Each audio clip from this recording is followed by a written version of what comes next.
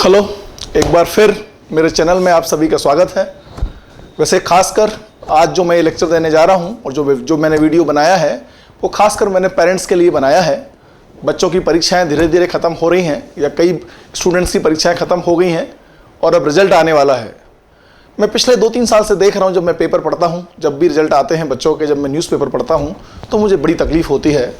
कई सारे बच्चे जिनका कि रिज़ल्ट अच्छा नहीं आता और वो बच्चे काफ़ी डिप्रेशन में चले जाते हैं और डिप्रेशन में जाने के बाद यहाँ तक कि कोई काफ़ी बड़ा कदम उठा लेते हैं और अपनी जान तक देने की स्थिति जब मैं पेपर में पढ़ता हूँ तो मैं इस बारे में गहराई से मैंने सोचा कि आखिर ऐसी स्थिति बच्चे के दिमाग में बनती क्यों है।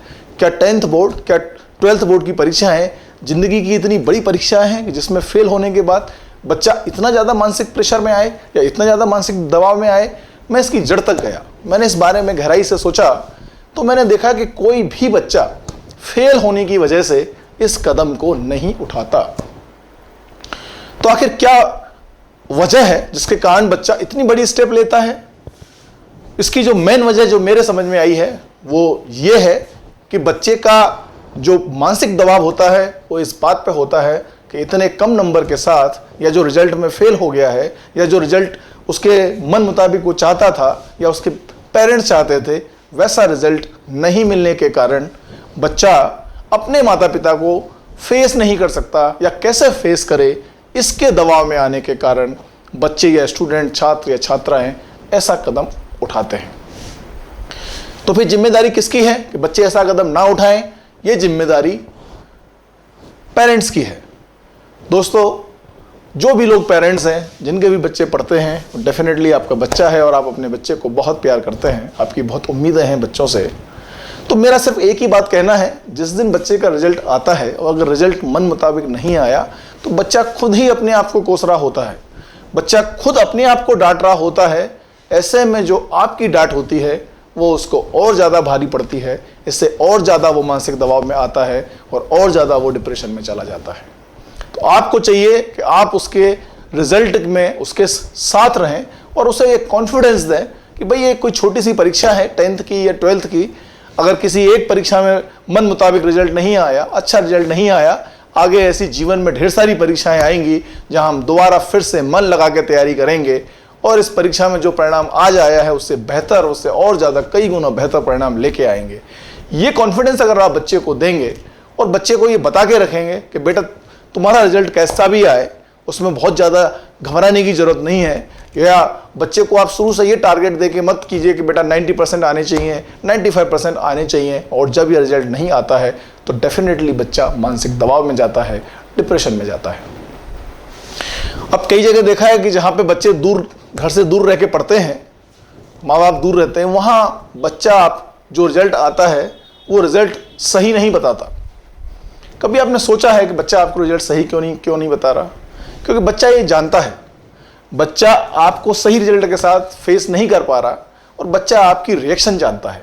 बच्चे को अगर ये कॉन्फिडेंस हो कि उसका जो भी रिजल्ट आया है आप उससे सहमत होंगे, आप उसके साथ होंगे, तो शायद बच्चा आपसे कोई बात कभी नहीं छुपाएगा।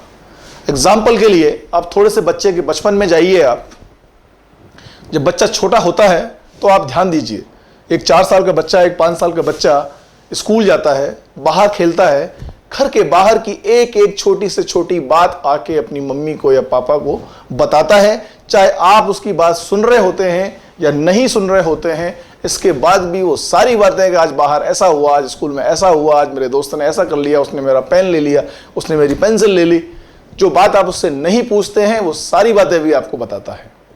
तो आखिर ऐसा क्या हुआ कि अब वो आपको कोई बात नहीं बता रहा है या आपसे वो बात छुपा रहा है? एकमात्र कारण है कि अब जो बात वो आपको बताता है उसमें आपकी रिएक्शन बदल गई है। मैं एक उदाहरण के तौर पे अगर बात करूं, मान लो आपको 10th क्लास का बच्चा घर आके बताता है कि आज हमने दोस्तों के साथ क्लास की बंक मार के फिल्म देखने चले गए। क्या रिएक्शन होगी आपकी?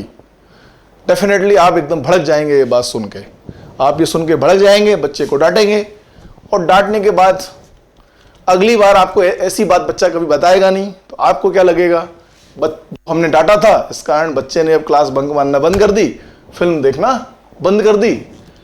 ऐसा नहीं है। हो भी सकता है, लेकिन ये जरूरी नहीं है। एक चीज जरूर है, बच्चा ऐसा कर रहा है या नहीं कर रहा है ये तो नहीं पता, लेकिन बच्चा अगर ऐसा कर भी रहा है तो आपको नहीं बता रहा, ये तो गारंटीड बात है।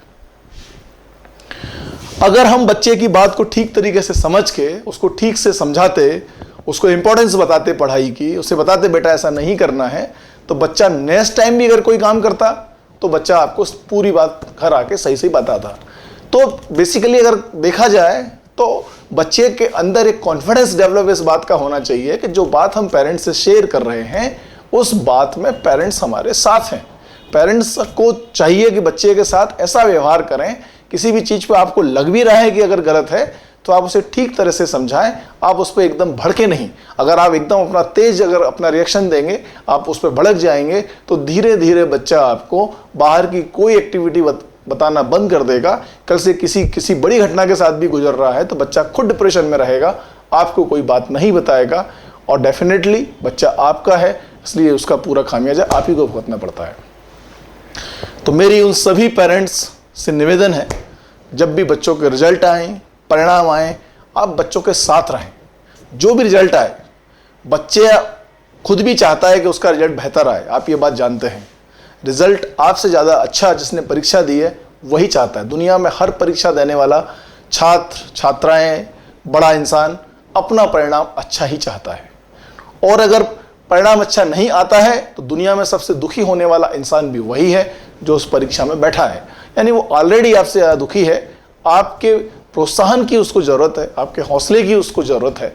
वो आप उसमें कॉन्फिडेंस बना के रखें कि बेटा कोई बात नहीं, इस बार रिजल्ट अच्छा नहीं आया है, अगली बार फिर मन लगा के तैयारी करेंगे, अगली क्लास में अच्छे से तैयारी करना ताकि अगली क्लास का रिजल्ट अच्छा आए। बस यही मेरा आप लोगों से कहना है। Thank you very much.